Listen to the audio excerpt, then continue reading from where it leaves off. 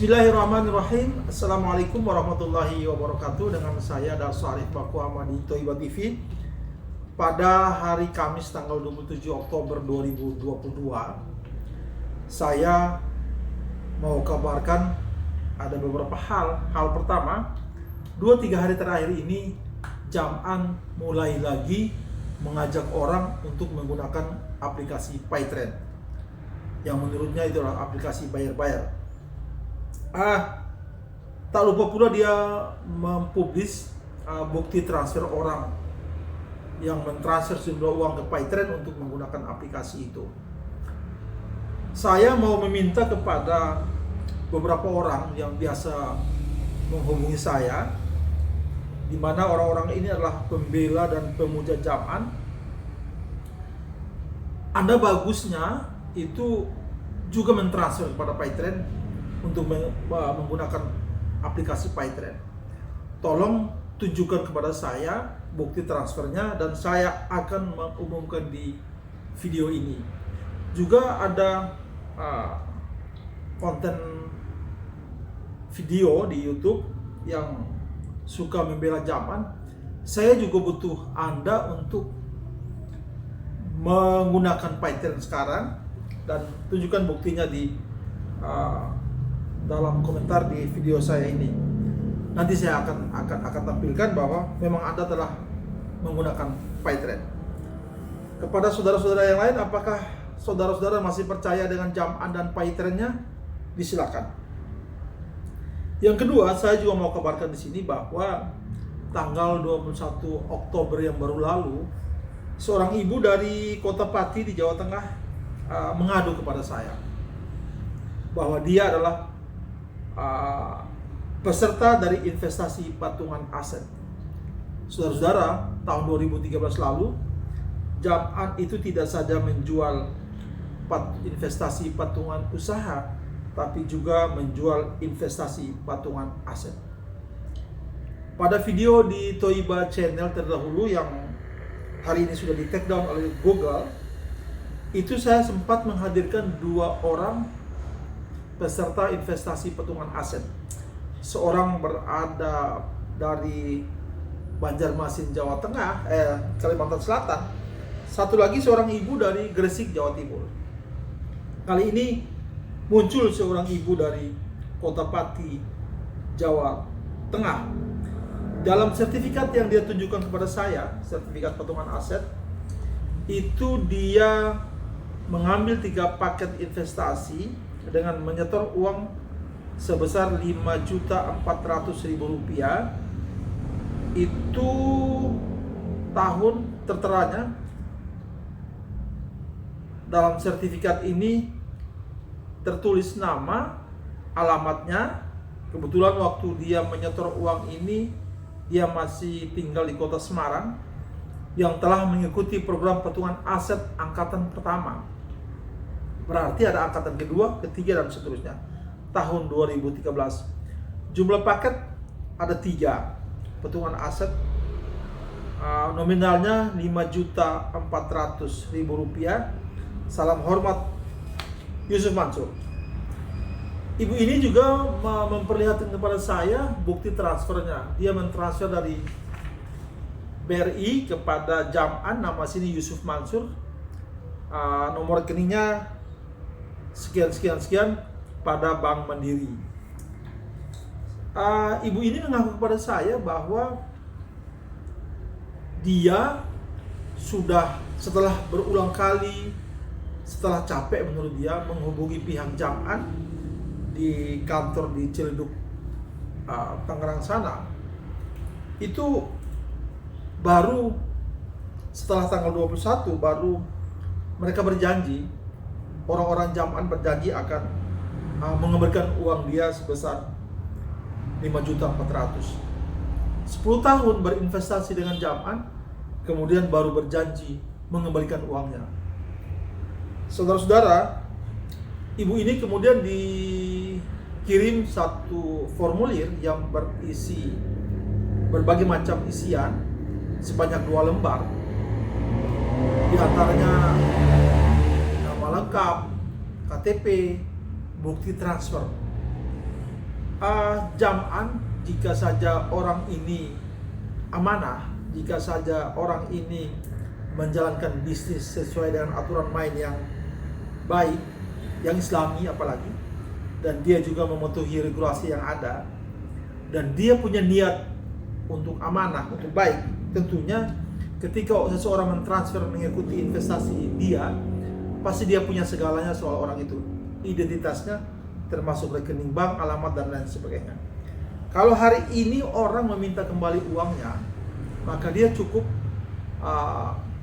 menuliskan nomor registrasi sesuai dengan sertifikatnya, maka muncul semua identitas orang tersebut.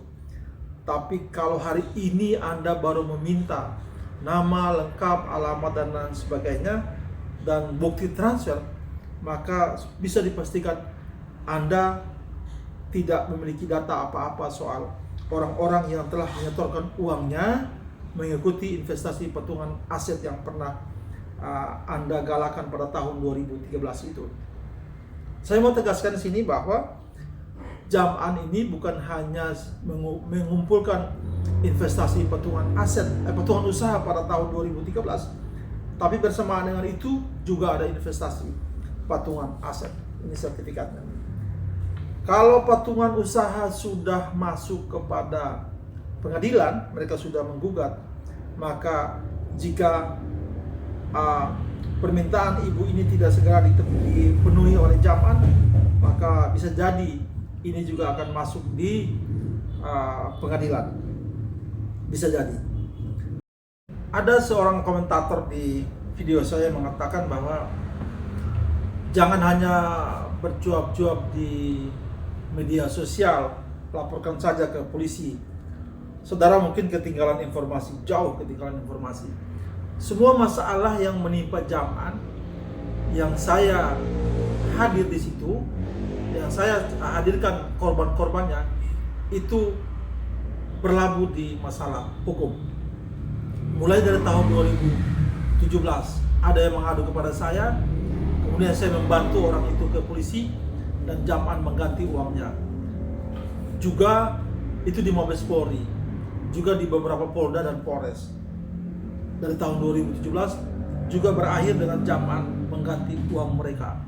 Jika Jam'an tidak mau mengganti, maka itu akan sampai ke masalah hukum. Patungan usaha sudah berlangsung. Investasi Kondotel Muyafidi juga sudah masuk pengadilan. Investasi batu barang sudah di pengadilan dan di polisi. Karyawan Paytrade itu juga sudah mulai advokasinya, dan mungkin sebentar lagi patungan aset. Saudara-saudara, jika masuk pengadilan kemudian gugatan para korban-korban investasi atau bisnis Jam'an ini tidak dikabulkan oleh pengadilan, itu masalahnya lain. Itu masalah hitam putih pengadilan. Anda 1000 kali benar, tapi aturan main di pengadilan tidak penuhi, bukti, saksi, dan lain sebagainya tidak punya, maka dipastikan gugatan Anda ditolak. Seperti apa yang terjadi pada Sayyidina Ali karamallahu wajhah dengan seorang Yahudi yang berselisih soal baju perangnya. Saudara-saudara, lalu bagaimana dengan nasib persidangan di Pengadilan Negeri Tangerang soal gugatan belasan orang beserta investasi patungan usaha? Nanti kita akan ikuti pernyataan Pak Ikhwan Tony sebagai lawyer para penggugat di video berikut ini. Saudara-saudara, insya Allah saya akan menghadirkan kembali beberapa narasumber yang penting di sini yang berhubungan dengan Jam'an, bisnis Jam'an, dan hubungan lainnya, insya Allah. Saya mempersilakan saudara-saudara untuk menyimak video berikut ini, dan saya mau tegaskan sini bahwa pada persidangan Pak Ikhwan Tony yang akan datang, yang akan berlangsung pada bulan depan, pengadilan Tangerang akan memberikan keputusannya soal perselisihan antara para investor patungan usaha dengan Jam'an yang menjadi pemilik investasi tersebut. Dari saya cukup sekian, billahi taufiq wal hidayah. Wassalamualaikum warahmatullahi wabarakatuh. Pak Ikhwan Tony dan rekan, sidang hari ini apa agenda dan hasilnya apa, Pak Ikhwan? Ya, sidang hari ini yaitu tentang kesimpulan para pihak, yaitu kami sebagai para tergugat dan dari pihak Yusuf Mansur.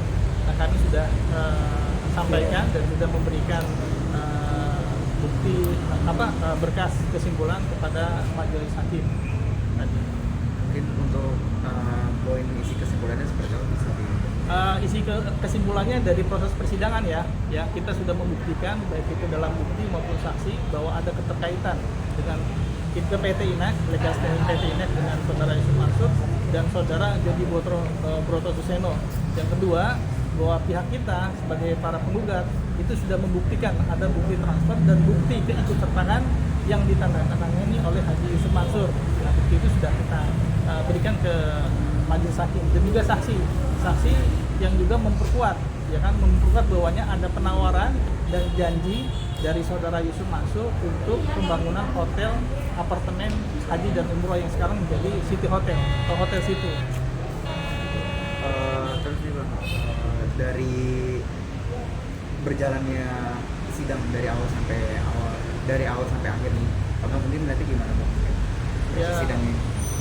Ya alhamdulillah ya berjalan dengan lancar ya, walaupun memang dari pihak mereka ada kadang tidak hadir dalam sidang ya kan, karena alasan saya tidak tahu kan. Nah, walaupun situ ya tetap istilahnya kita tetap berjalan dengan lancar lah gitu loh. Dan intinya kalau dari pihak mereka, saya rasa bukti yang mereka ajukan itu tidak cukup untuk mengcounter kita ya kan. Makanya nanti kita lihat amat putusan dari majelis hakim. Itu keterlibatan Jody itu di mana Pak Iwan? Dijelaskan lagi Pak Iwan?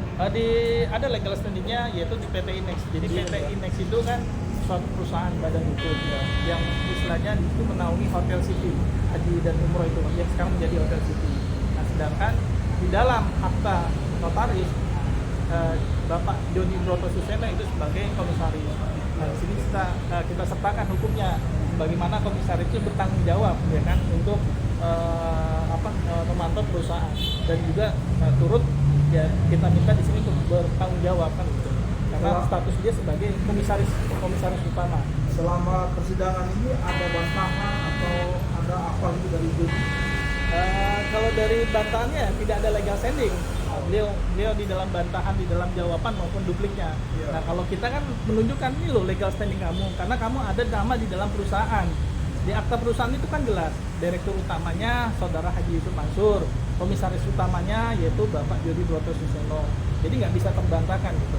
Nah, cuma di dalam jawabannya kita sudah membuktikan. Nah, kemarin kita sudah buktikan kan, mulai keikutan sertakan kita, terus akta-akta yang kita punya, yang kita investigasi, kita kumpulkan, itu menjadi bukti keterkaitan Bapak Jody Broto Suseno dengan PT INEX maupun dengan saudara Haji Yusuf Mansur. Iya, Pak Iwan, artinya pengelolaan dana investasi patungan usaha ini oleh Yusuf Mansur dan Jody Broto Suseno secara bersama-sama.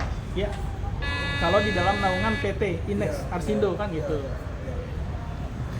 Bang, tadi juga di jalannya persidangan majelis hakim sempat menyinggung masalah mediasi, mungkin bisa dijelaskan seperti apa? Kalau mediasi kan sudah sejak awal ya, di awal itu sudah ada proses mediasi. Nah, cuma akhirnya deadlock, ya kan, tidak ada kesepakatan. Nah, sedangkan kalau kami minta, ya kan, kalau saya sih maunya ya sebagai kuasa hukum itu selesai waktu itu di mediasi, ya kan. Nah, ini saya serahkan lagi ke prinsipal maupun tim kuasa. Jadi kuasa hukum kan nggak hanya saya aja, ada timnya yang lain. Nah, akhirnya di dalam mediasi kita tawarkan dan mereka juga menawarkan. Kalau mereka menawarkan, ya kan, dikembalikan tapi hanya dikasih kerohiman 1 juta. Nah, sedangkan kita musyawarah dan dapat mufakat tidak mau seperti itu, ya kan, karena hotel itu masih berjalan, ya kan, otomatis ada keuntungan dan juga tidak pernah membagi hasil. Nah, karena yang dijanjikan tiap tahun setelah penempatan itu harus diberikan 8%. Nah, sedangkan klien kami itu satu pun tidak menerima 8%. Nah, dikembalikan pun tidak pernah kan. Nah, komunikasi juga agak sulit kan. Nah, akhirnya waktu itu kita minta kepada pihak kuasa hukum saudara Yusuf Mansur ya sudah memberikan juga daftar draft ya penawaran kita untuk penawaran kita minta separuh dari kita ajukan pokok perkara gitu loh. Nah akhirnya mereka tidak mau. Ya akhirnya ya udah ya silakan ya kita kembalikan ke majelis hakim biar majelis hakim yang mempertimbangkan. Nah, kalau yang pokok ini kan lebih berat dibanding mediasi karena mediasi kita udah ngasih keringanan gitu, udah kasih keringanan kepada saudara Yusuf Mansur, ya udah silakan bayar ya kan. Itu pun kita nggak nuntut yang 10 tahun karena di dalam syarat dan ketentuan yang dijanjikan itu 10 tahun dana tersebut akan dikembalikan dan tetap mendapatkan hasil 8%. Nah dalam gugatan itu kita nggak minta, mediasi kita juga nggak minta, ya udah kembalikan saja dan juga kita minta kerugian imaterial. Bahkan yang 8% kita nggak minta, karena kan nggak jelas ini, takutnya kita juga riba kan. Ya udah kita minta kerugian imaterial Anda kembalikan, karena kerugian imaterial kan dia nggak tahu, yang tahu kan kita yang bisa menilai. Nah kalau dia mau tahu, ikutlah prosesnya waktu mediasi, ikut prosesnya dalam pokok perkara. Karena klien kita tuh bolak-balik cari informasi itu butuh biaya, butuh pikiran, belum lagi sakit mental kan karena dibilang keluarga ternyata usahanya kok nggak benar, nggak jelas. Itu kan nyakit mental dari mereka, salah satu keluarga nih. Kemana kamu? Ya kan? Ya udah dapat caci maki apa segala macam karena mengikuti investasi yang tidak ada transparansinya, sampai sekarang pun tidak dapat hasilnya. Pak Iwan, sampai hari ini sidang udah berapa lama Pak Iwan? Dari bulan Desember, Januari, hampir November ya, hampir mendekati 1 tahun. Itu. Oke, ini kan agenda simpulan, mungkin sebelum ke persidangan korban sendiri ada pesan atau gimana? Ya kesan tetap menunggu proses ini kan dengan ikhtiar ya, tetap mereka berikhtiar dan juga kita minta bantu doa. Ya yang menentukan kan semua Allah, ini kan hanya proses, walaupun nanti keputusan bagaimanapun ya nanti kita perhitungkan, ada poinnya juga nilainya, apakah nanti kita tidak tahu ya amar putusannya ya. Jadi amar putusan dari hakim apakah eksepsi mereka ditolak, kalau kita kan begini eksepsi mereka tuh ditolak dan semua gugatan kita petitum kita dikabulkan oleh majelis hakim. Nah, cuma kan kita nggak tahu, yang punya kewenangan kan hakim untuk mempertimbangkan bukti ya maupun saksi yang kita hadirkan kan gitu. Nah mereka tetap berikhtiar, tetap berdoa. Ya mudah-mudahan dengan adanya ini juga menjadi hikmah bagi kedua belah pihak, ya kan. Jangan sampai ada bisnis yang tidak ada transparansi, ya kan. Nah, itu yang penting itu ada hikmah bagi kedua belah pihak. Jadi sidang putusannya kapan Pak Iwan? Sidang putusan itu 4 minggu tadi hakim minta, ya mungkin karena kasusnya sulit atau rumit atau bagaimana nggak tahu. Jadi hakim minta waktu 4 minggu untuk memutuskan perkara kita. Ya kita berharap, berdoa mudah-mudahan nanti putusan itu berpihak kepada kita sehingga dengan sukarela ya kan saudara Haji Yusuf Mansur mau melaksanakan putusan itu. Yang kita nggak harapkan itu jangan sampai banding kan gitu. Kalau bisa ya udah selesai waktu putusan dia mengaku salah, ya kan, dia mengaku salah dan apa yang diputuskan dia mau bayar. Itu aja sebenarnya simpel kan. Setelah itu udah ada kaitannya lagi dengan kita kan gitu. Oke, ada yang di belakang ini dari mana deh? Dari Universitas Sesa Unggul. Fakultas Hukum ya? Fakultas Iya. Hukum. Sedang magang. Observasi. Observasi. Oh, observasi. Ikut amati nggak perkaranya Yusuf Mansur ini? Ikut sih, Sempet ya? Sempat amati gitu maksudnya? ya sedikit sih. Sedikit itu? Dari media kayak yang profit itu ya. Iya. Terus opininya apa soal yang sedikit-sedikit itu, yang diamati sedikit itu? Ada opini nggak? Belum ngikutin banget sih. Boleh ikutin banget sih. Iya. Yang udah diikutin apa tuh? Baru tahu jenis kasusnya. Oh, jenis kasusnya apa? Dek? Itu tentang profit keuntungan gitu. Oh gitu. Oke lah, Belum selamat ngerti Bu. detailnya. Iya, selamat diikuti dia adik-adik ya. Iya. Udah.